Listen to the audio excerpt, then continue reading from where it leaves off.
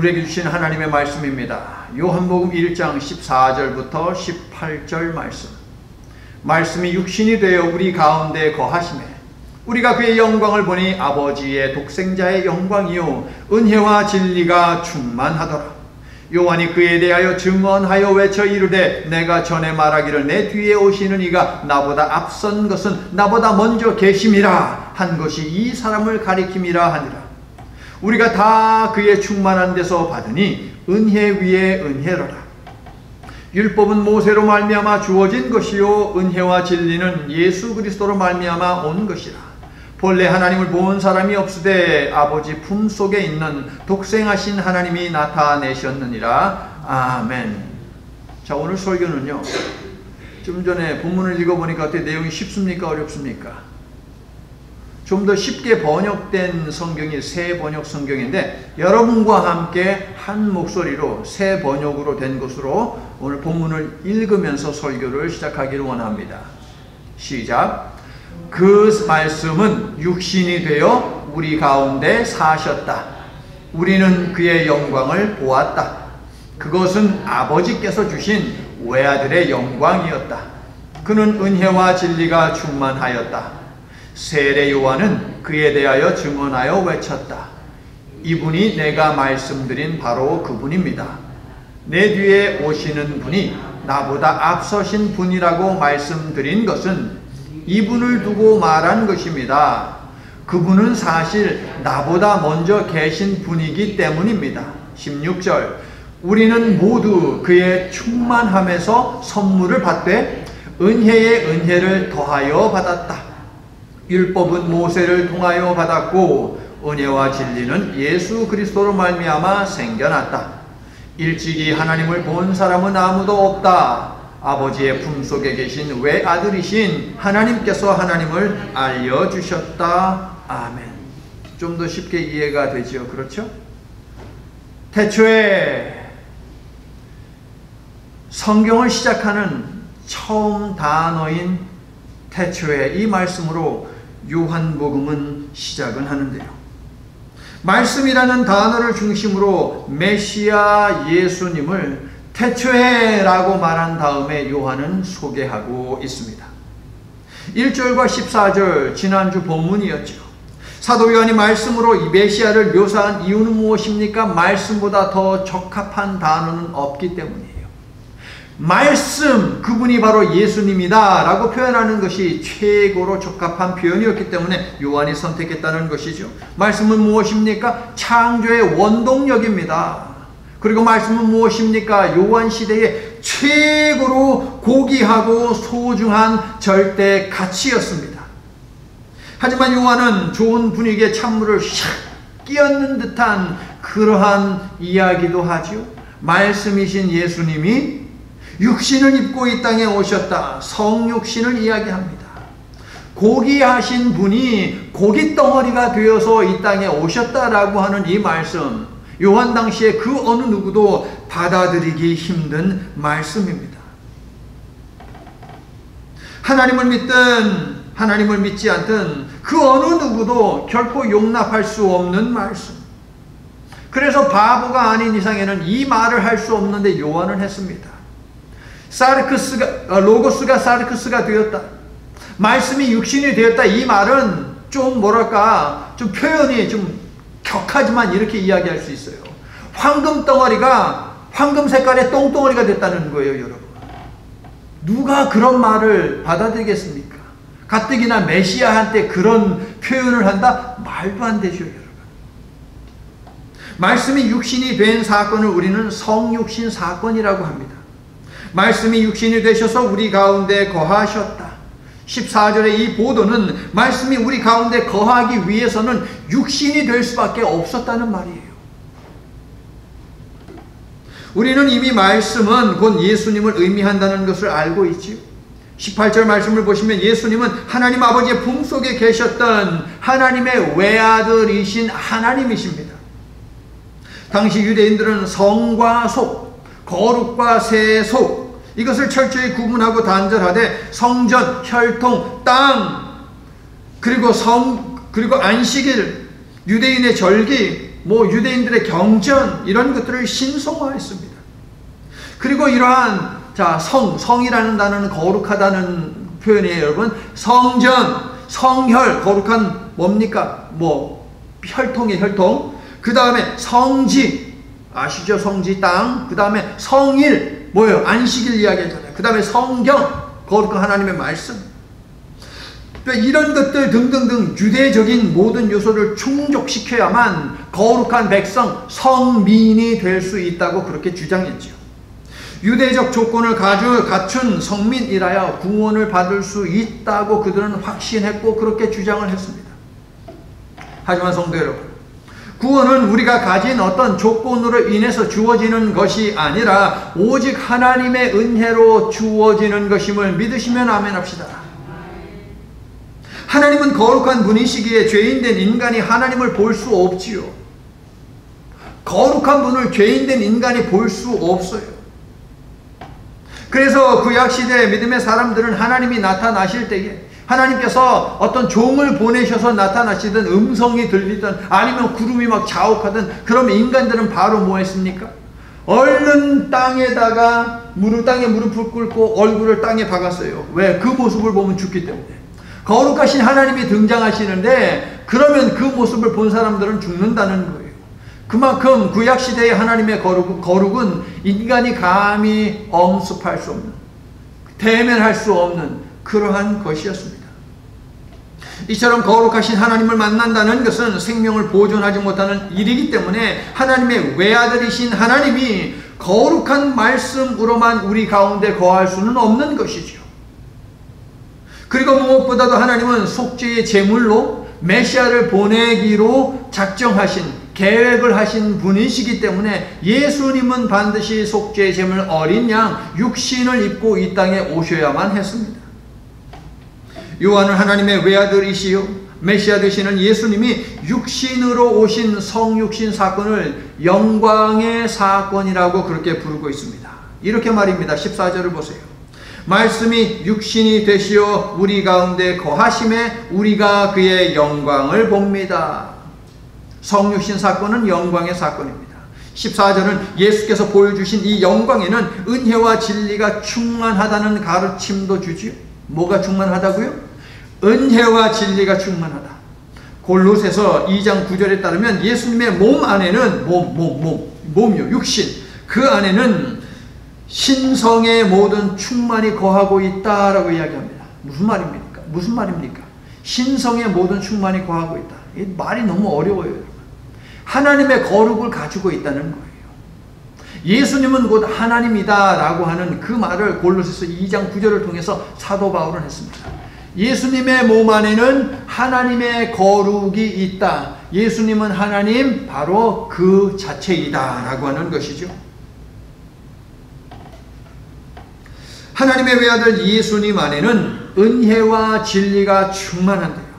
은혜와 진리는 구약이 말하는 하나님의 대표적인 성품입니다. 물론 다른 한국어로 번역이 되어 있어요. 은혜와 진리라는 표현은 구약에서 그렇게 많지는 않아요. 하지만 다른 말로 번역이 되어 있습니다. 이따가 좀 더 나누도록 하죠. 자, 14절을 정리하면 이렇습니다. 예수님은 본래 창조의 동력, 즉 창조를 가능하게 한 힘인 말씀이시오, 하나님의 성품을 그대로 가지고 계신 하나님의 영광 자체였습니다. 하지만 이처럼 고귀하신 예수님이 우리 가운데 임하기 위해서, 우리 가운데 우리와 함께 거하기 위해서 육신이 되셨습니다. 이게 14절 말씀이에요. 왜 육신이 되셨다고요? 우리 가운데 거하기 위해서. 왜 우리 가운데 거하려면 꼭 육신을 입으셔야 됩니까? 예수님은 거룩하신 분이시기 때문에. 거룩을 우리가 직면하면 인간은 죽어요. 죄인된 인간은 죽습니다. 그래서 육신으로 이 땅에 오셨다는 것이에요. 자, 요한은 이러한 주장이 허무맹랑한 주장이 아닌 것을 알리기 위해서 증인을 내세웁니다. 15절부터 18절에 이 사실을 증명할 증인 셋을 세웁니다. 2명의 증인 그리고 한 분의 증인인데요. 세 번째 증인은 18절, 예수님을 품속에 두신 하나님, 그분이 바로 증인이세요. 자, 이제 나머지 두 사람의 증인을 우리가 만나보려고 합니다. 첫 번째 증인은 누구입니까? 세례 요한입니다. 세례 요한에 관해서는 이미 6절부터 8절에서 언급을 했어요, 여러분. 그리고 19절부터 42절에 또다시 세례 요한이 등장을 하는데 오늘 본문 15절에도 그의 이름이 있습니다. 그만큼 세례 요한은 증인으로 내세울 만큼 신뢰가 있는 사람이다 라고 하는 것을 알 수 있지요. 자, 질문할게요. 예수님과 세례 요한 둘 중에 누가 먼저 태어났습니까? 세례 요한이 먼저 응례하고 태어났습니까? 예수님이 응례하고 먼저 태어났습니까? 세례 요한이 예수님보다 6개월 먼저 태어난 형이에요, 형. 그런데 세례 요한이 뭐라고 사람들에게 공공연하게 이야기했습니까? 예수님은 나보다 먼저 계신 분이야 라고 이렇게 이야기를 합니다. 세례 요한이 그렇게 말한 이유는 예수님이 자기보다 먼저 계셨기 때문이겠죠. 태어나기는 내가 먼저 태어났지만 예수님이 먼저 나보다 계셨다. 이게 무슨 말입니까 도대체? 이해 가십니까? 그의 말 속에 답이 있습니다. 세례 요한은 예수님이 자기보다 먼저 태어나셨다라고 이야기하지 않고요. 예수님이 자기보다 먼저 계셨다고 이야기합니다. 태어났다, 계시다 어떤 차이가 있습니까? 예수님은 태어나신 분이 아니에요. 원래 존재하신 분. 태어났다는 것은 누군가 만들었다는 것이죠. 즉 예수님은 피조물이 아니라는 것이에요. 창조부터 하나님과 함께 계셨던 창조주이지 예수님은 피조물이 결코 아니다라는 것이죠. 1장 6절에서 보듯이 세례 요한은 보냄을 받은 사람이지만 예수님은 보내신 분이라는 것이에요. 만물이 그로 말미암아 지은 바 되었으니 세례 요한은 피조물이지만 예수님은 세례 요한을 비롯한 모든 생명을 만드신 창조주이심을 믿습니다. 아니에요. 예수님도 만들어진 분이에요. 어떻게 예수님이 창조주입니다 라고 하는 선포에 대해서 여러분 침묵하십니까? 예수님이 창조주이시죠? 아멘. 그래서 예수님이 세례 요한보다 먼저 계신 분이에요, 여러분. 자, 구약 성경은요 크게 세 가지로 분류가 됩니다. 첫 번째 5권, 창세기, 출애굽기, 레위기, 민수기, 신명기 이 5개는 율법서라고 불리우는 이것을 모세오경이라고 하죠. 모세오경이요. 그 다음에 무엇이 있습니까? 예언서들이 있습니다. 우리가 올해에 두꺼운 예언서들은 올해 전부 다 읽었어요. 이사야서 읽으셨죠? 예레미야서 읽으셨죠? 에스겔서 읽으셨죠? 두껍다는 책은 전부 다 읽었어요. 예언서는. 두꺼운 예언서 3개. 그 다음에 얘네들 비해서 좀 얇은 것이 몇 개? 12개. 3개 더하기 12 몇 개? 3 더하기 12? 15. 앞에 모세오경 5개. 5 더하기 15는 20개. 성경은 구약은 총 몇 권? 39권. 빼기 20권. 몇 권 남았어요? 19권. 그럼 19권은 뭐예요? 모세오경이 있고 예언서가 있고 나머지 19개는 성문서, 거룩한 글들이라고 이렇게 부릅니다. 성경은 이렇게 5개로, 3가지로 분류가 됩니다. 자, 계속 반복했듯이요.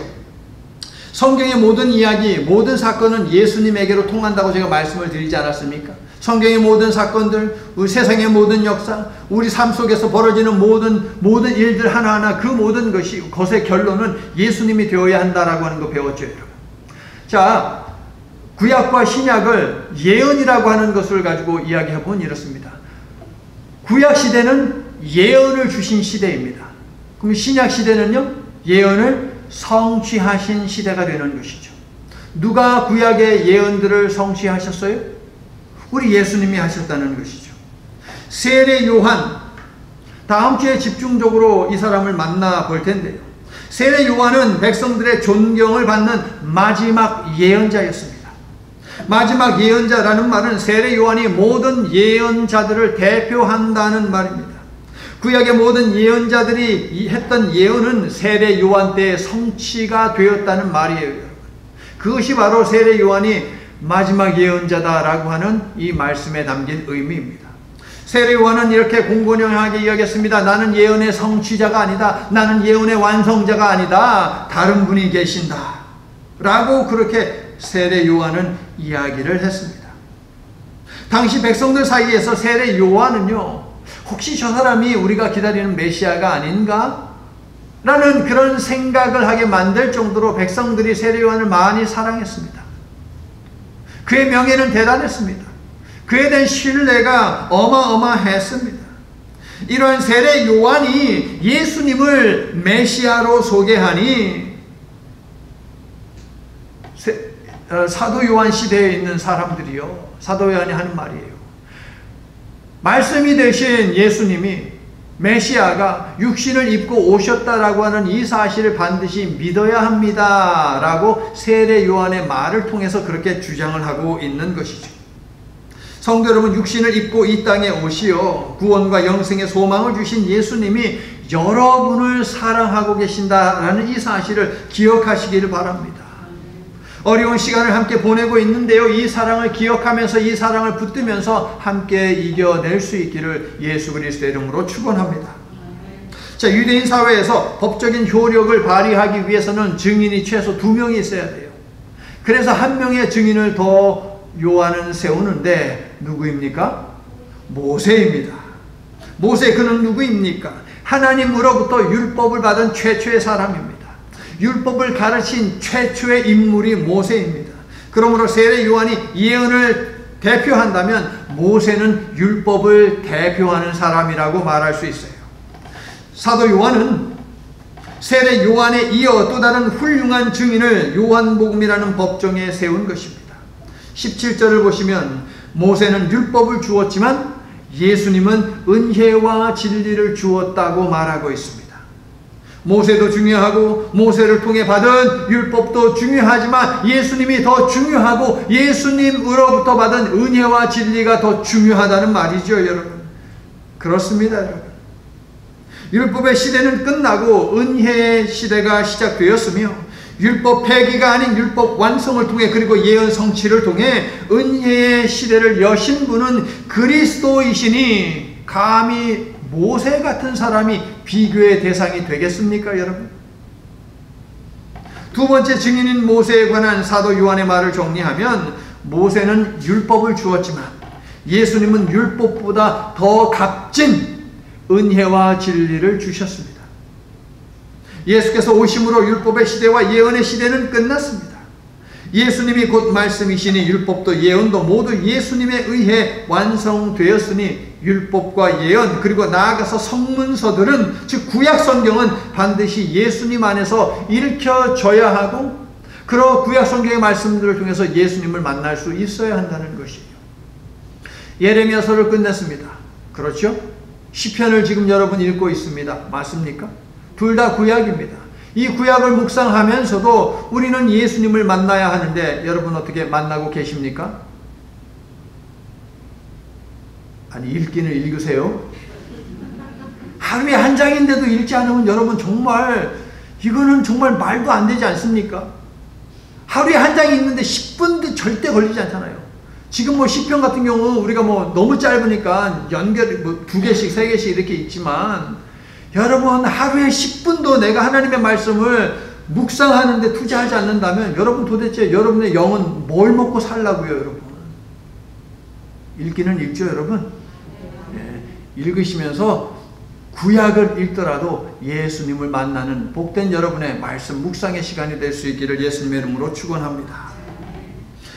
은혜와 진리 되신 주 다 주관하시니. 자, 예수 그리스도의 오심에 대해서 지금 사도 요한은 이야기하고 있어요. 오늘 설교가 끝나면 바로 이 찬양을 우리가 예수 그리스도의 오심을 기억하면서 기념하면서 부를 텐데요. 자, 은혜와 진리라는 이 표현에 대해서 좀 더 말씀을 나누겠습니다. 은혜와 진리, 이 두 단어는 하나님의 성품을 나타내는 단어들입니다. 구약과 신약 모두에서 아주 중요합니다. 그런데 이 두 단어, 은혜와 진리, 이 두 단어는 쌍으로 나타날 때가 많아요. 둘이 짝이 되어서 함께 나타날 때가 아주 많이 있습니다. 어제 여러분 시편 98편 읽으셨죠? 시편 98편 3절에도 쌍으로 등장을 합니다. 인자와 성실로 번역이 되어 있습니다. 여호와 하나님을 본 유일한 인간인 모세에게 나타나신 하나님은 스스로를 인자와 진실이 많은 하나님으로 소개하셨습니다. 제가 하도 강조하면서 여러 번 언급했기 때문에 또 우리가 한번 암송 선구로 정했던 말씀이니까 외우고 계신 분들이 계실지도 모르겠어요. 출애굽기 34장 6절 시작. 여호와라 여호와라 자비하고 은혜롭고 노하기를 더디하고 인자와 진실이 많은 하나님이로다. 제가 이제 여러분 어디에서 보든 제가 여호와라 여호와라 하면 여러분 나머지 문장 연결하세요. 아셨어요? 하나님이 누구신지 이 정도는 우리가 알고 있어야 하지 않겠습니까, 여러분? 자, 인자와 진실이 많은 하나님, 인자와 진실, 여기에 해당하는 히브리어는 자, 저기 써놨어요. 헤세드라는 단어. 헤세드. 왠지 좀 어색하지가 않죠, 헤세드. 뭔가 좀 많이 들어본 것 같아. 어디서? 룻기 할 때 여러분 엄청나게 많이 들었잖아요. 룻기 할 때 엄청나게 많이 들었던 말씀. 제가 룻기를 다시 한번 확인을 해 보았어요. 그랬더니 룻기에 우리 기억할 거예요. 3번 헤세드라는 단어가 사용돼요. 첫 번째는 선대라고 번역이 되어 있어요. 두 번째는 은혜라고 번역이 되어 있어요.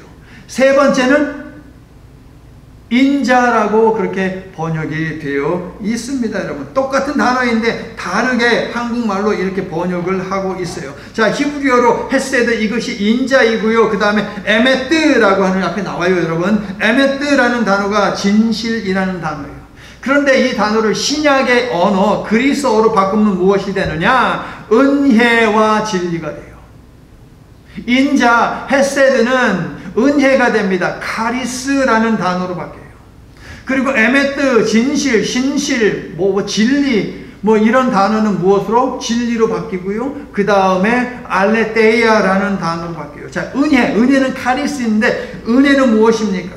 아무 조건이나 이유 없이 무조건적으로 베푸는 선물, 그게 바로 카리스예요. 그것이 은혜예요. 아무 조건, 아무 이유 없어요. 그냥 일방적으로 우리를 사랑해서 무조건적으로 하나님께서 주시는 사랑, 인간에게는 그런 사랑이 없잖아요, 여러분. 심지어 부모와 자식 간에도 뭔가 있어요. 그 안에 사이에는 뭔가 있습니다. 그런데 하나님은 무조건적으로 아무리 우리가 못되게 굴어도 우리에게 바로 카리스, 은혜라고 하는 이 선물을 주신다는 거예요. 그러므로 은혜는 하나님의 것입니다. 진리는 무엇입니까? 아는 반대말이에요. 노라는 것이에요. 레테이아 있습니다. 감춘 것을 드러낸다는 것이 바로 진리라는 단어가 가지고 있는 뜻입니다. 그래서 계시라고도 볼 수 있는데요. 아모스가 밝힌 바와 같이 하나님께서는 자신의 계획을 비밀리에 진행하지 않으세요. 반드시 자신의 계획을 당신의 종들에게 알리시고 행하시는 분이십니다, 여러분. 올해 한 장씩 정독한 우리가 이사야서, 예레미야서, 에스겔서 읽으면서 전부 다 하나님께서 이사야에게, 예레미야에게, 에스겔에게 구체적으로 다 알려주시잖아요. 계획을 알려주시잖아요. 알려주시면서 백성들에게 전하라고 하잖아요, 여러분. 다 알려주신다니까요, 여러분. 하나님은 은혜의 선물을 자신의 종된 선지자들에게 지속적으로 알리셨고 은혜의 시대를 열도록 최고의 선물 독생자를 우리에게 보내시지 않았습니까, 여러분? 은혜와 진리 혹은 인자와 신실, 진실, 이 두 단어를 짝으로 이렇게 사용한 첫 번째 주인공을 제가 궁금해가지고 어제 찾아봤어요. 히브리 성경을 보면서 찾아봤어요. 사전을 통해서 찾아보니까 뜻밖의 결과가 나왔어요. 은혜와 진리, 인자와 진실, 신실, 이 두 개 쌍으로 짝, 이걸 처음으로 사용한 인물이 누구일까요? 하나님이 아니에요. 노아도 아니에요. 아브라함도 아니에요. 야곱도 아니에요. 요셉도 아니에요. 누구였을까요? 노예예요. 노예. 아브라함의 노예. 아브라함의 종이 인자와 진실이라고 하는 이 단어, 헤세드하고 에메트라고 하는 단어를 같이 짝으로, 쌍으로 사용을 하더라고요. 아브라함은 자신의 아들 이삭의 배우자를 가나안 땅 안에 있는 사람들 가운데서 정하기를 원하지 않았어요. 그래서 한 달 넘도록 걸어가야만 도착할 수 있는 저 메소포타미아 하란으로 자신의 종, 노예 하나를 갖다가 거기로 보냅니다. 그런데 이 종이 도착해서 뭐 하는지 아십니까? 먼저 기도해요, 여러분. 기도해요. 어떻게 그가 기도할 수 있었을까? 아브라함에게서 보고 배우는 거예요. 그러면 아브라함이 가지고 있는 이 믿음의 삶을 통해서 이 종은 무엇을 배웠을까? 그가 리브가를 만나요. 순조롭게. 리브가를 순조롭게 만난 다음에 그가 하는 말이 있는데 창세기 24장 27절에서 이 종이 이렇게 이야기를 해요. 혹시 찾은 분이 있으면 함께 읽어요. 24장 27절 창세기. 이르되 나의 주인 아브라함의 하나님 여호와를 찬송하나이다. 나의 주인에게 주의 사랑과 성실을 그치지 아니하셨사오며 여호와께서 길에서 나를 인도하사 내 주인의 동생 집에 이르게 하셨나이다. 순조롭게 모든 것을 진행시켜 주신 분은 내 주인이 섬기는 그 여호와 하나님이신데 그 여호와 하나님이 사랑과 성실을 베푸셨다. 사랑이 헤세드고 성실이 바로 에메스입니다. 그런데요, 그 다음에 또 등장하는, 이 쌍으로 등장하는 것이 누구에 의해서냐? 바로 이 종에 의해서예요. 자, 리브가가 자신의 집으로 이 노예, 이 아브라함의 종을 데리고 갑니다. 데리고 갔을 때에 이제 모든 설명을 다 하고, 그 다음에 이 아브라함의 종이 리브가와 리브가의 모든 가족들에게 이제 요구하는 거예요. 이제 너희들 차례야. 여호와 하나님이 헤세드하고 에메트를 보였는데 이제 너희들이 그것을 보일 차례야 라고 그렇게 요구를 해요. 무슨 이야기입니까? 적어도 하나님을 믿는다면 그 믿음의 사람의 삶에는 하나님의 헤세드와 인자하심과 그리고 에메트 신실하심이 찾아져야 한다는 거예요. 여러분, 그가요 이렇게 요구를 해요. 나의 주인에게 자, 이렇게 요구합니다. 이제 당신들이 인자함과 진실함으로 헤세드와 에메스로 내 주인을 대접하려거든 내게 알게 해주시고 그렇지 아니할지라도 내게 알게 해주셔서 내가 우로든지 좌로든지 행하게 하소서. 내가 다른 집을 갈지 아니면은 그냥 아브라함에게로 돌아갈지 결과물을 가지고 이제 당신들이 판단해라. 대신에 그 판단의 그 근본 기준은 바로 여호와 하나님의 헤세드, 여호와 하나님의 에메트여야 된다라고 그렇게 요구를 하죠. 사도 요한은요 인자와 성실, 신약의 용어로 은혜와 진리가 충만하신 예수님을 우리에게 소개하면서 율법과 예언의 시대에 인자와 진실로 나타나신 하나님, 이스라엘 백성에 대해 참아주시며 인자와 진실로 인도하신 분은 다름 아닌 예수님이셨다라고 그렇게 선포하고 있는 거예요. 너희들 구약 알지? 구약에 나타난 하나님은 어떤 하나님이야? 인자와 진실이 많은 하나님이시잖아. 그런데 예수님이 바로 은혜와 진리가 충만한 가운데 계신 분이신데, 그러므로 예수님이 바로 인자와 진실, 여호와 하나님의 성품을 그대로 가지고 계신 하나님이시다라고 사도 요한은 주장을 했다고요. 여러분, 성도 여러분, 은혜와 진리가 충만하시며 인자와 진실 그 자체이신 예수님은 육신을 입고 이 땅에 오심으로 하나님을 계시하셨습니다. 그리고 인자와 진실을 베푸셨는데 십자가 구속의 사랑을 통해 더 나은 은혜의 진리를 선포하셨습니다. 베푸셨습니다. 다시 강조합니다. 더 나은 은혜와 진리를 성육신 사건을 통해서 베푸셨어요. 더 나은 은혜와 진리. 아무도 이 위대한 사랑을 막을 수 없습니다. 하나님을 향한 여러분의 사랑도 아무 곳에도 막히지 아니하도록 이제 여러분이 인자와 진실을, 은혜와 진리를 하나님께 보이시기를 예수님의 이름으로 축원합니다. 자, 이제 16절에 집중하고자 하는데요, 저는 방금 더 나은 은혜와 진리를 베푸셨다고 강조했습니다. 세례 요한과 모세 두 증인 사이에 들어와 있는 16절이 바로 이 사실을 폭로하고 있어요. 더 나은 은혜와 진리를 베푸셨다. 사도 요한은 예언의 시대가 끝나고 예수님으로 인해서 끝나고 율법의 시대도 예수님으로 인해서 끝났음을 보여주는 성육신 사건을 이제 16절에서는 앞에서는 영광의 사건이라고 했어요. 성육신 사건은 영광의 사건이다. 은혜와 진리가 충만한 사건이다. 그런데 16절에서는 은혜 위에 은혜가 임한 사건이다 라고 이야기해요. 은혜 위에 은혜로라. 자, 이 말이 여러분 어떻게 들립니까? 은혜 위에 은혜로라. 은혜가 지속적으로 임한다는 느낌을 강하게 주기 때문에 그리스도인들이 이 표현을 많이 사랑합니다. 은혜 위에 은혜를 더하소서. 은혜 위에 은혜가 임하기를 원합니다. 대표기도 할 때도 이 말씀을 많이 인용해요. 은혜 위에 은혜로라. 무슨 얘기였죠? 저를 보셔야 돼요. 은혜 위에 은혜로라. 무슨 얘기예요? 두 개의 다른 은혜가 있어요.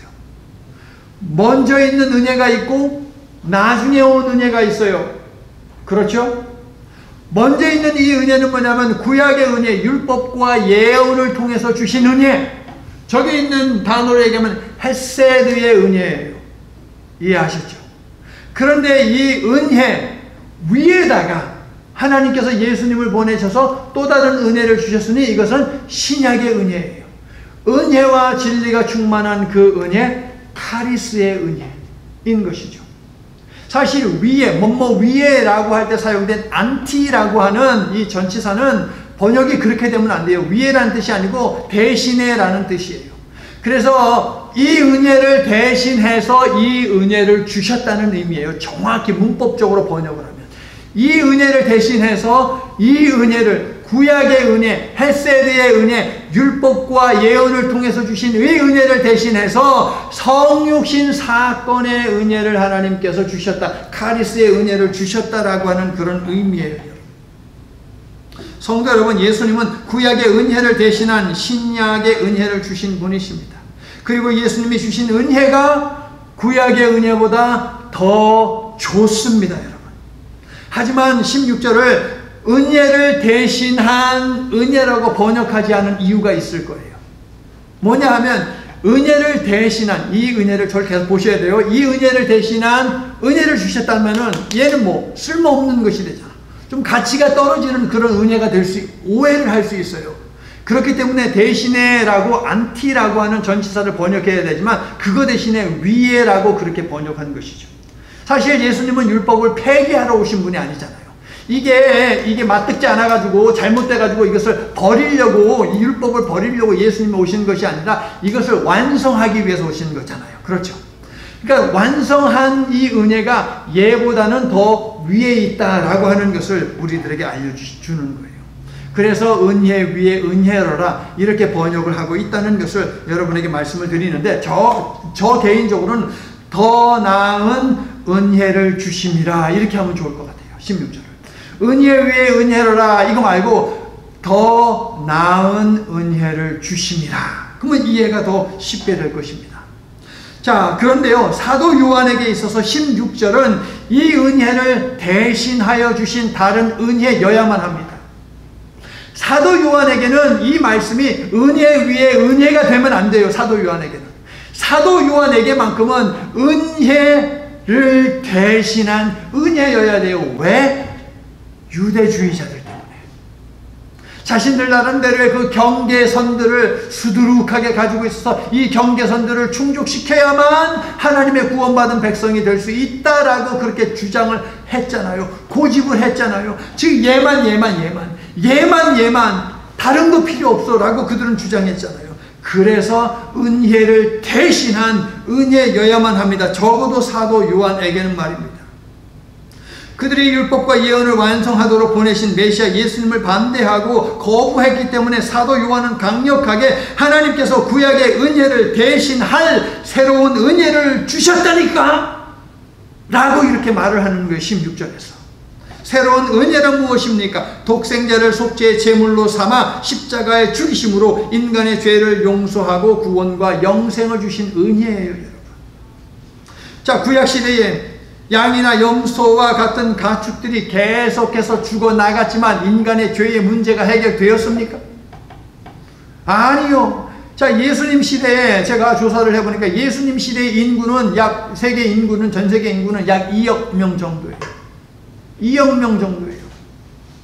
자, 그러다가 시간이 흘렀어요. 그랬더니 4억 명으로 바뀌어요. 그런데 2000년 들면서 이 인구가 얼마가 되는지 아세요? 2000년 들어서면서 60억이 넘어요. 지금 70억이 넘잖아요.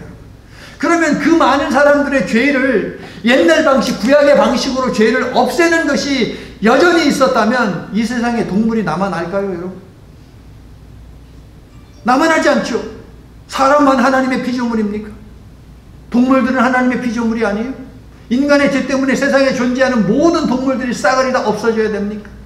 양과 염소, 비둘기 이런 것들은 이미 씨가 말랐을 것이고 이 외에도 자기들 나름대로 정당화시켜서 없으니까 다른 동물들을 갖다가 됐겠죠. 심지어 맹수들도 잡아다가 죄를 없애는 그런 의식을 위해서 사용했을 것이에요, 여러분. 말도 안 되는 것이죠, 여러분. 예수께서 이 모든 것을 해결하기 위해서 스스로 어린 양이 되셔서 죄의 문제를 해결하셨는데, 구약의 속죄제는 반복해서 행해야 하는 불완전한 의식이었지만 히브리서 10장 9절 말씀을 보게 되면 구약의 제사는 하나님께서 폐하신 제사예요. 그렇기 때문에, 그런데 이어지는 히브리서 10장 10절 말씀을 보면 예수님은 자신의 몸을 단번에 들이심으로 우리를 거룩하게 하셨어요. 예수님 한 분이면 더 이상의 속죄의 제사가 필요 없다는 거예요. 속죄의 제물이 필요 없게 되었다는 것이에요. 하나님이 계획하셨고 예수님이 실행하셨다는 것입니다. 할렐루야. 하나님께서는 독생자의 몸을 찢어 단절된 하나님과의 관계를 회복하는 은혜를, 완전한 은혜를 주셨습니다.